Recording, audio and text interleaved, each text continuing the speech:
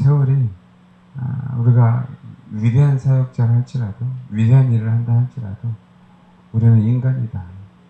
그때 인간이다. 우리 항상 그걸 생각해야 돼. 어느 사람은 재정을 쳐서 하나님 앞에 돌아오는 사람이 있고 어느 사람은 육체를 쳐서 하나님 앞에 돌아오는 사람이 있고 그럼 뭐겠습니까? 다 인간임을 깨달아라. 너는 신이 아니다. 너희들은 한계가 있다. 누가 또 괴롭히니까 하나님 도와달라고 살려달라고 해서 그 주님 찾는 사람 있잖아요. 우리가 그걸 평생 깨달아야 되는데 우리 안에 왜 이렇게 내가 할 수 있는 게 많고 나의 욕심이 많고 욕망이 많고 야망이 많은지 모르겠어요. 여전히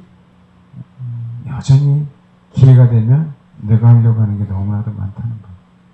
내가 하려고 하는 그게 우리의 모습입니다. 어떤 위대한 사역도요. 모세도 위대한 사역을 했잖아요. 근데 한 번 하나님 말씀에 불순종했잖아요. 반석을 명한 물을 내다봤는데 승질 나가고 두 번 쳤죠. 그 얘기는 모세도 인간인 거예요. 인간의 모습을 나타낸 것 뿐입니다. 그러니까 여러분 위대한 사역도 중요한 게 아니라 정말 내가 주님만을 원하는가가 중요해요. 우리는 빨리 돌아와야 돼요.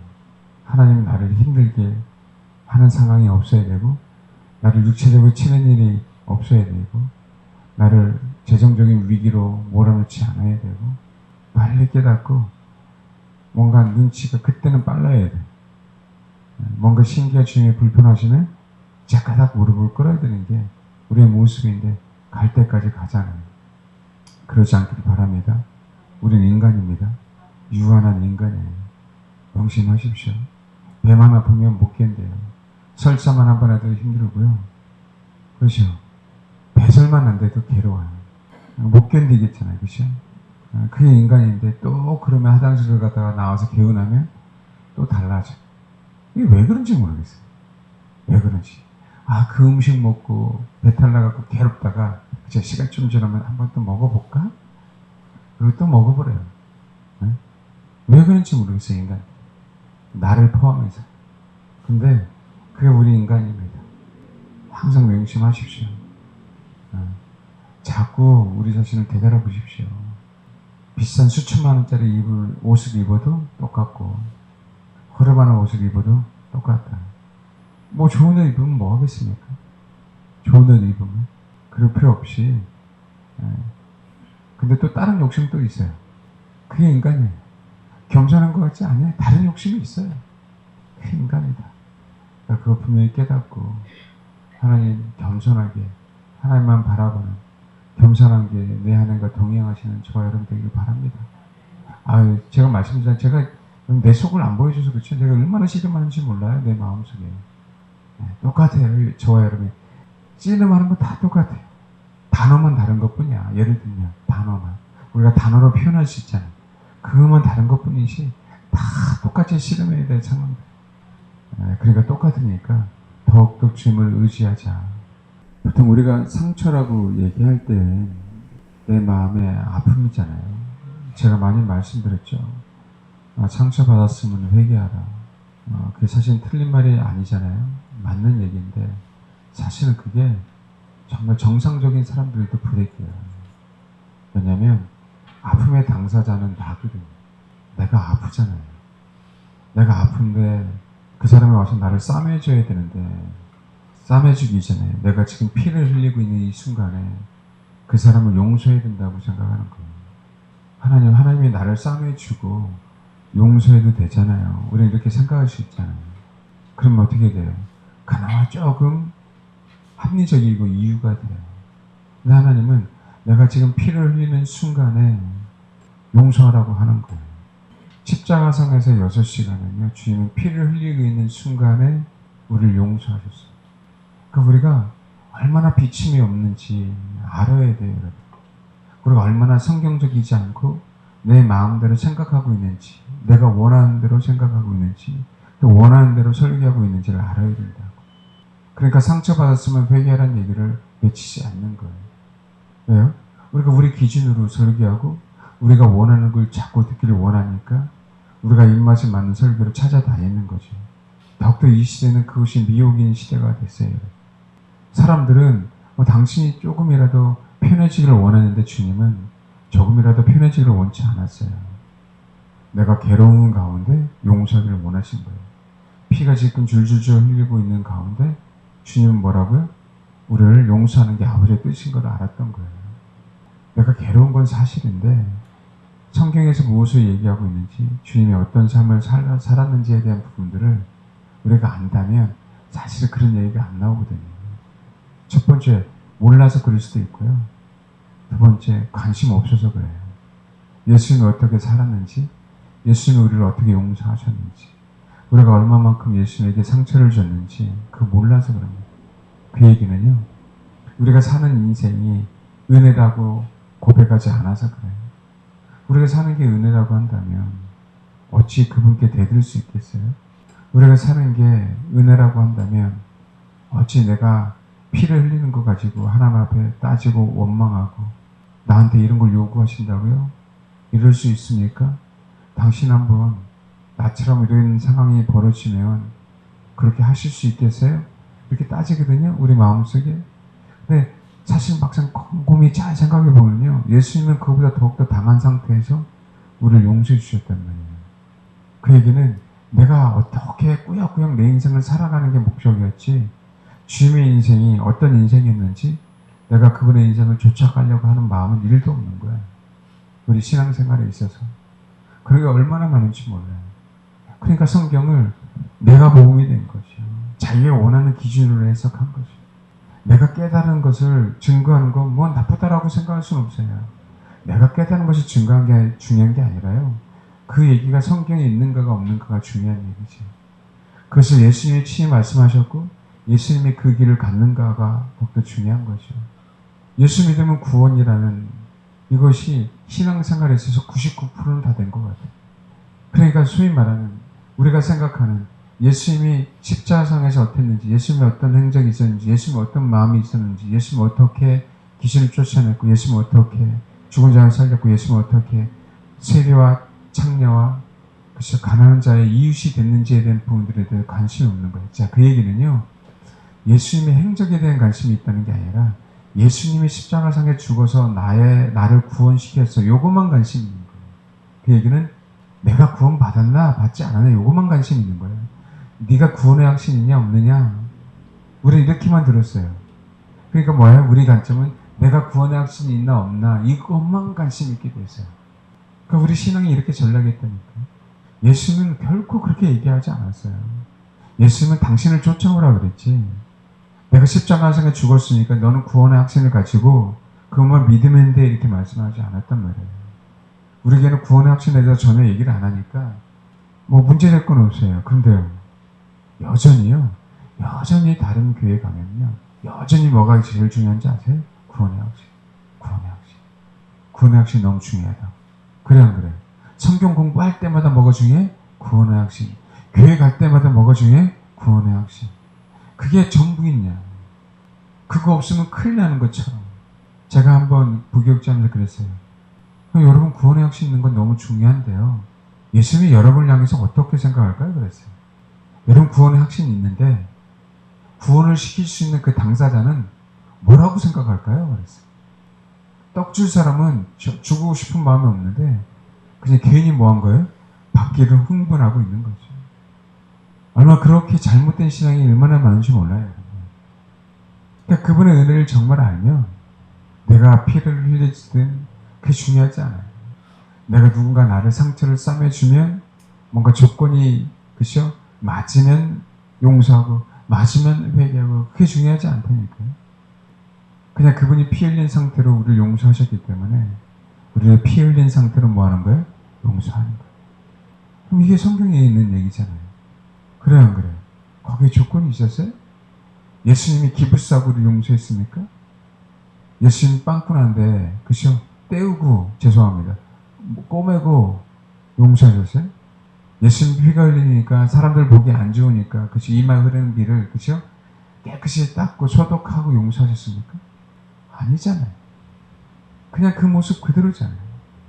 어느 누구도 예수님이 그 흘리신 그 상황을 바꿀 수 없었어요. 왜요? 그게 아버지의 뜻이니까.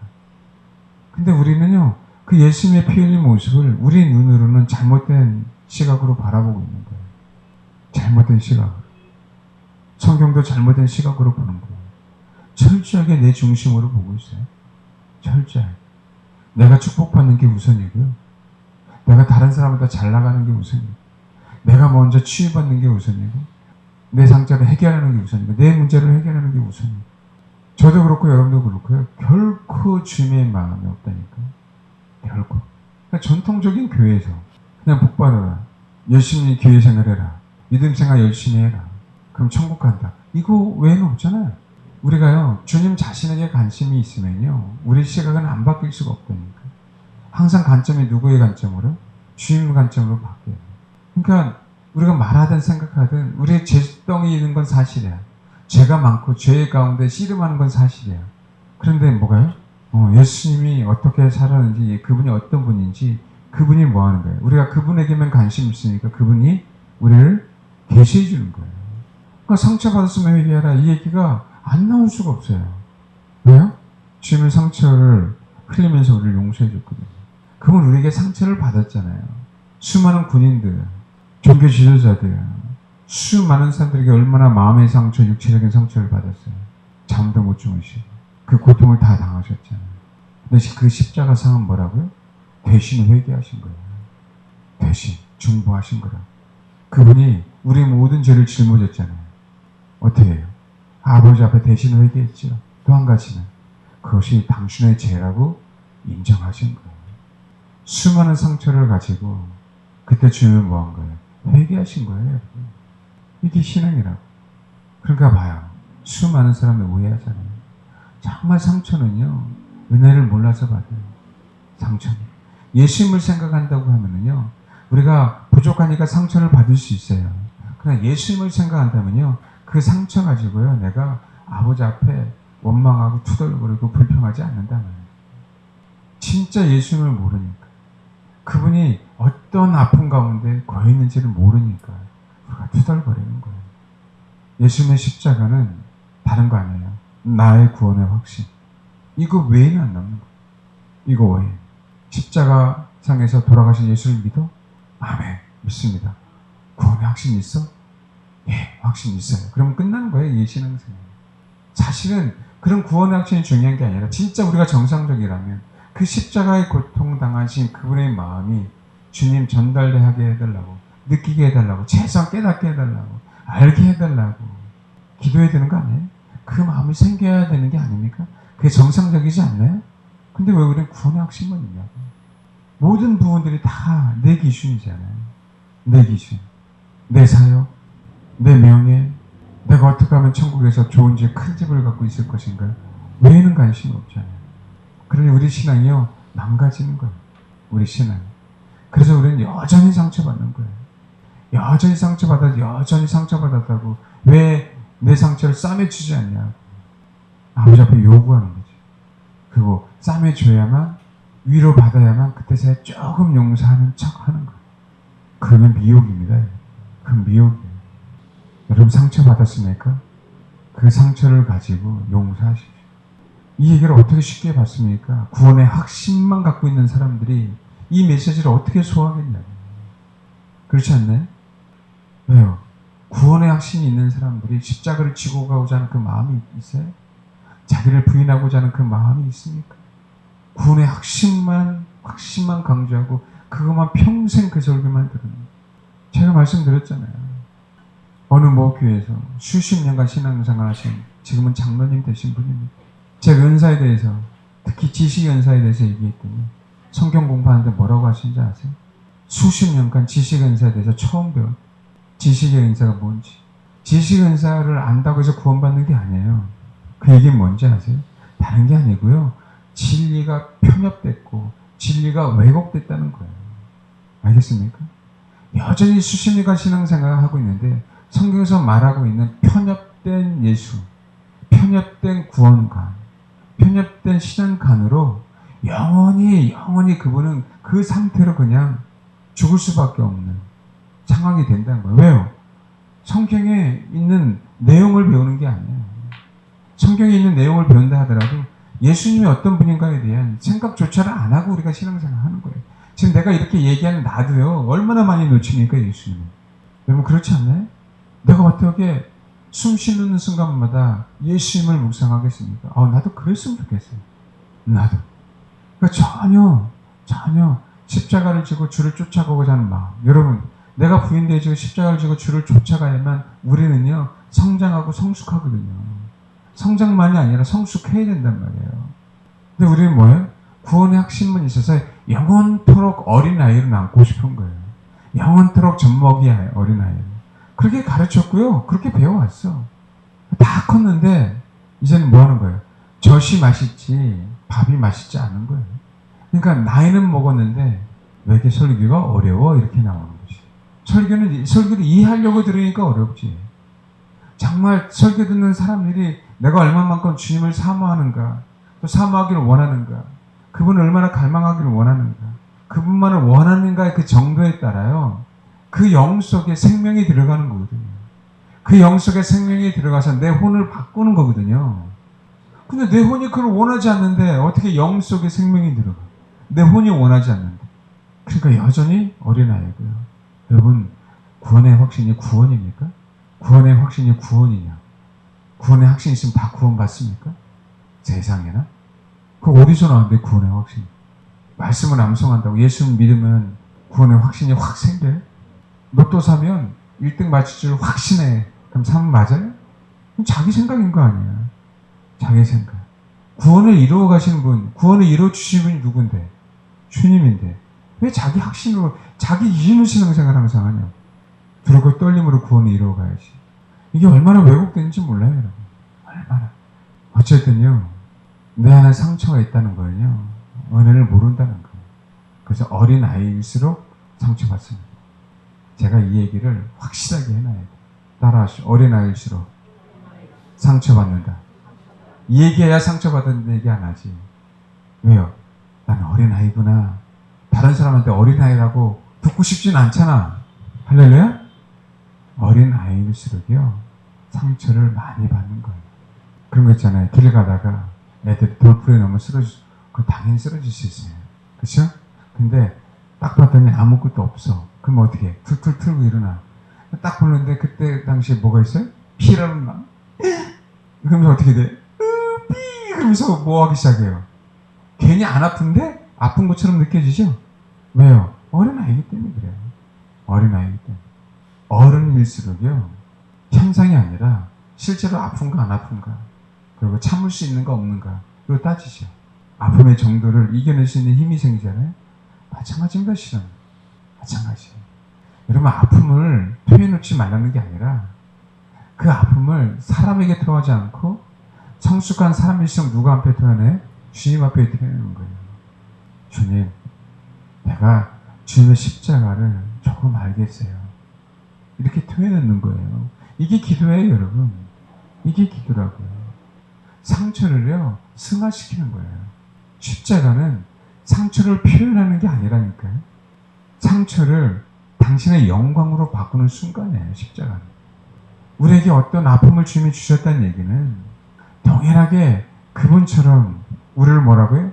영광스럽게, 영화롭게 하시려고 우리에게 허락하신 축복이란 말이에요. 이해하셔요? 그래서 어떻게 돼요? 성숙한 사람들은 내 아픔에 집중하지 않고 세상의 아픔, 영혼의 아픔, 소외된 영혼 사람들의 아픔에 초점을 맞추죠. 주님이 그 사람들을 위한 사역이 아니고요, 주님이 그 사람들을 어떻게 생각하고 있을까에 초점이 맞춰지는 게 성숙한 그리스도인이라고요. 저도 이 말을 하지만 이게 얼마나 어렵다는 걸 나도 압니다. 이게 얼마나 어렵다는 걸 나도 알아. 그래서 그 얘기 하잖아요. 우리가 일반적으로 박보영 목사님 같은 분이 드물다라고 얘기하는 게 그런 거예요.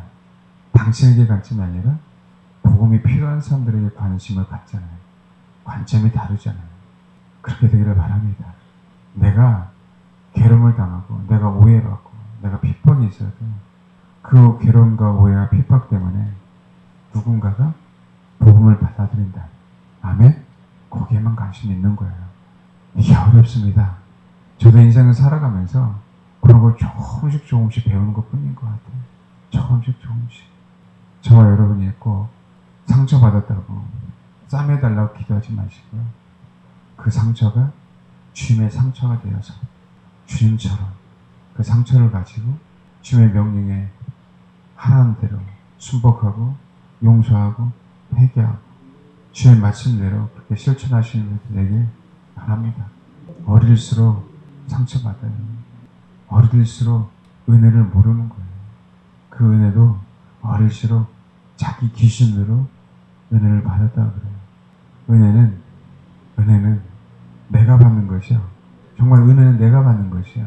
근데 여러분에게 여러분이 어떠한 관심이 있느냐에 따라, 누구에게 관심이 있느냐에 따라, 그 정도에 따라 은혜는 받는 거예요. 목사님 오늘 은혜를 너무 많이 받았어요. 그래봐야 1살짜리면 최대한 받아봐야 그 1살짜리만큼 받는 건데 엄청나게 받은 거예요. 엄청나게. 이해되세요? 본인은 엄청나게 받았지만 1살짜리 은혜인 것 뿐이에요. 아시라고. 은혜의 깊이와 은혜의 넓이와 은혜의 정도는 우리가 얼마만큼 주님을 쫓아가고자 하는가, 가고 있는가에 따라 달라지는 겁니다. 꼭 저와 여러분이 그런 깊은 은혜를 받기 바랍니다.